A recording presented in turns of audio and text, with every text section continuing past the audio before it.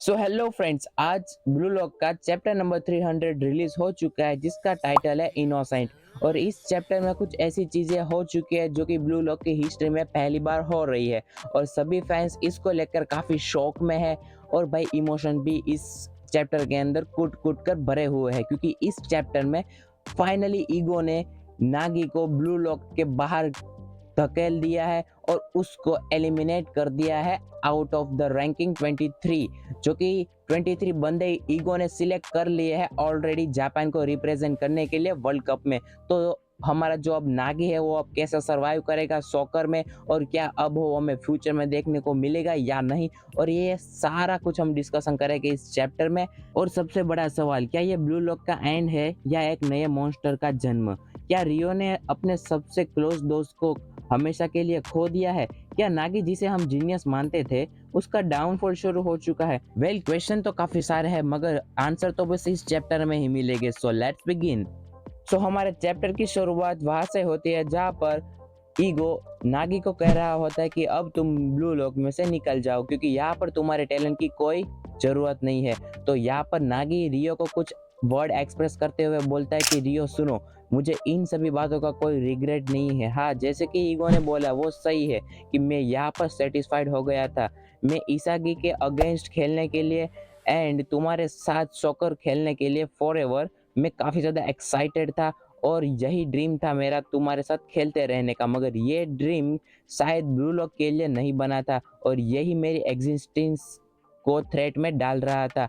मेरा ड्रीम काफ़ी स्मॉल था और ब्लू लॉक में सरवाइव करने के लिए बहुत ही स्टूपिड यानी कि चाइल्डिश था। और अगर उस वक्त तुमने मुझे मोटिवेट ना किया होता और इसागी के अगेंस्ट में मैच अगर हार जाता तो हमारे कॉन्सिक्वेंसेस कुछ अलग आ सकते थे। मगर जो भी हो यार, आई एम सॉरी रियो, हमारा बस एक ही सपना था वर्ल्ड का बेस्ट प्लेयर बनने का। बट मैं काफ़ी ज़्यादा डरा हुआ था क्योंकि मैं तुम्हें एंड में खो ना दूँ इसी सपने को चलते हुए।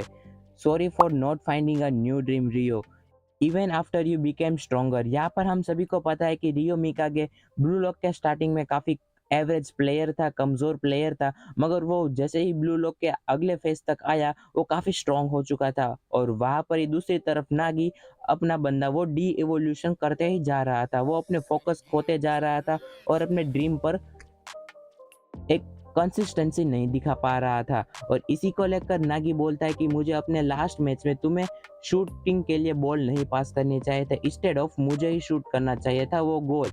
मगर यहाँ पर जो रियो होता है वो नागी को रोक लेता है और बोलता है कि बस बहुत हो चुका, तुम्हें माफ़ी मांगने की कोई ज़रूरत नहीं है, तुम्हारी इसमें कोई गलती नहीं है। और यार यहाँ पर जो ये पैनल है इस मांगा की इस चैप्टर की सबसे बेस्ट पैनल है, ये मुझे बहुत ही इमोशनल और यार काफ़ी एक्सप्रेसिंग पैनल लगती है क्योंकि यार यहाँ पर रियो जो होता है वो अपने पूरे इमोशन जो है वो एक्सप्रेस कर रहा होता है नागी को। एंड यहाँ पर रियो रोते हुए नागी को कहता है कि हालांकि तुम्हें सॉकर पसंद नहीं था मगर तब भी तुमने ये सॉकर मेरे साथ खेला और एक काफ़ी अच्छे प्लेयर बन के निकले। I am sorry for forcing you, I am sorry for making you try your best.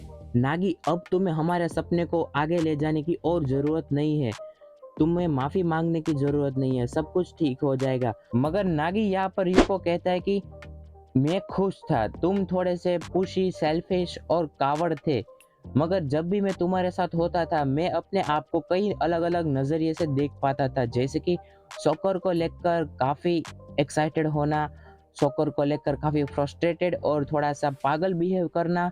मैंने पास्ट में काफ़ी क्रूअल वर्ड बोले थे तुम्हें, मुझे पता था कि जीतने के बाद काफ़ी अच्छा महसूस होता है, मगर तब भी मैं यही सोचता था कि सॉकर खेलना तुम्हारे बिना काफ़ी लोनली होगा। रियो, तुमने मुझे लाइट दिखाई थी even though I was a pen.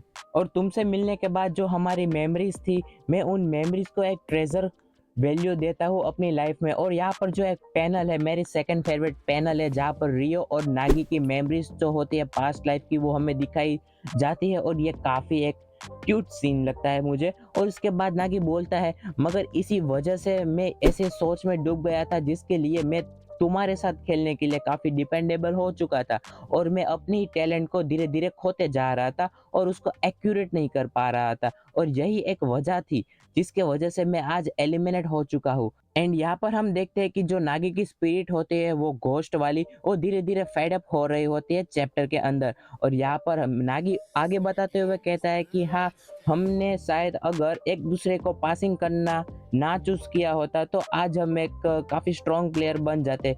हाँ, इवन हम वर्ल्ड के बेस्ट स्ट्रॉन्गेस्ट प्लेयर बन जाते। बट अब हमारा वर्ल्ड बेस्ट प्लेयर बनने का सपना यहाँ पर ही खत्म होता है। और यही बोलते हुए रियो नागी के सामने ऐसे फूट फूट कर रोता है कि भाई पूछो ही मत। मुझे रियो को रोते हुए देख मेरी आंखों में आंसू आ रहे हैं भाई।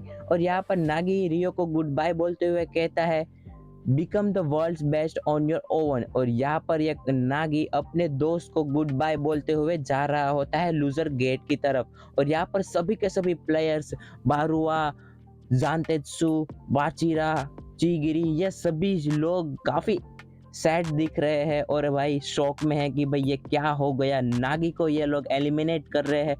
इवन तो उसका ओल्ड सोकर पार्टनर यानी कि जानतेत्सु भी यहाँ पर रो रहा है एक सीरियस फेस बनाते हुए। हाँ, उसके गॉगल्स में हमें नहीं दिखाई दे रहा, मगर वो सचमुच में काफी सैड है वो भी बंदा। और जैसे ही नागी अपने लूजर गेट की ओर जा रहा था तभी पीछे से इसागी दूसरे सेक्शन से आवाज मार देता है कि नागी सुनो, चाहे जो भी हो जाए तुम सॉकर खेलना कभी भी क्वाइट मत करना, यानी कि बंद मत करना। और यही कहते हुए इसागी अपने ओरा में आ जाता है, यानी कि आसपास से उसके फ्लैम्स निकलने लगती है। और यहाँ पर रिस्पॉन्स तो नागी हमारा कुछ देता नहीं है, मगर उसके आंखों से ही पता चल जाता है कि वो काफी ज्यादा मोटिवेट है आगे ब्लू लॉक को उसकी औकात दिखाने के लिए। जो कि उसके आंखें के अंदर भी फ्लैम्स आ रही थी, जिसको हम ओरा बोलते हैं, ईगो बोलते हैं, वो उसके अंदर वो झलक रहा था। और यहाँ पर ही ब्लू लॉक का फेज 2 एंड हो जाता है। नियो इगोइस्टिक लीग अब कंप्लीट हो चुके हैं और विनर है बास्टर्ड मुंचे। और इसी चैप्टर के एंड होते हुए काफी ज्यादा प्लेयर के सपने टूटे भी है और काफी के करियर बने भी है। यहाँ पर कई लोगों को अब घर जाना पड़ेगा और कई लोगों को अब वर्ल्ड चैंपियन स्टेज पर खेलने का मौका भी दिया जाएगा। एंड चैप्टर के एंड में नागी लूजर गेट के अंदर जा रहा होता है और यहाँ पर हमारा रियो रोते हुए बंद ही नहीं हो रहा, वो बस रोता ही जा रहा होता है। और दूसरी तरफ इसागी के आंखों में भी आंसू आ गए होते हैं, क्योंकि इतने ज्यादा टैलेंटेड पर्सन को वो लोग गवा रहे हैं। और दूसरी तरफ भी कुछ और प्लेयर्स है जैसे कि इगागुरी कुन और तोकिमित्सु, जिसको भी एलिमिनेट कर दिया गया था। और वो लोग भी यार बेचारे काफी शौक थे। और भाई हमारे ब्लू लॉक के थोड़े टैलेंटेड प्लेयर अब सचमुच में यार उनकी जॉब्स खोने वाले हैं। मगर हम लोग होप कि इन लोगों को वर्ल्ड कप में दूसरे और किसी कंट्री के अंदर से रिप्रेजेंट करते हुए हमें दिखाया जाए। और इसी के साथ चैप्टर यहाँ पर एंड होता है और ब्लू लॉक का फेज नंबर 3 नेक्स्ट चैप्टर से शुरू होगा, जो कि होगा U20 वर्ल्ड कप। और वर्ल्ड कप के लिए यही सिलेक्टेड 23 प्लेयर जापान को रिप्रेजेंट करेंगे वर्ल्ड स्टेज के ऊपर और अलग अलग कंट्री के साथ बैटल करेंगे वर्ल्ड कप जीतने के लिए। और मैं तो चाहता ही हूँ कि जापान के ये अनोखे प्लेयर 23 प्लेयर जापान के लिए कुछ ना कुछ करके तो दिखाई ही दे। और बात रही हमारे दूसरे प्लेयर्स की, ब्लू लॉक की, जो कि एलिमिनेट हो चुके हैं, वो भी शायद से हमें दूसरे कंट्री से रिप्रेजेंट करते हुए दिख ही जाएंगे। आई होप सो, मुझे तो ऐसा लगता है उनका टैलेंट कहीं ना कहीं यूज तो होगा ही। दोस्तों सचमुच में ईगो जिनपाची ने काफी अच्छी टीम बनाई है और इसका एलिमिनेशन सिस्टम जो भाई उससे भी जबरदस्त है। मगर जो भी हो यार, अब ब्लू लॉक नेक्स्ट चैप्टर से पढ़ने में और भी ज्यादा मजा आएगा यार। दोस्तों देखो, वीडियो तो खत्म हो चुकी है मगर कमेंट सेक्शन नहीं। आप लोग कमेंट सेक्शन में जाओ और बताओ कि आपका ब्लू लॉक का फेवरेट प्लेयर कौन सा है, और हमें बताओ थोड़ा ब्लू लॉक के बारे में अपने तरीके से। तो चलो दोस्तों, अब मिलते हैं नेक्स्ट चैप्टर में, तब तक के लिए टाटा and bye bye. And last में मैं बस यही कहना चाहूंगा, winners and losers walk different paths, so peace out.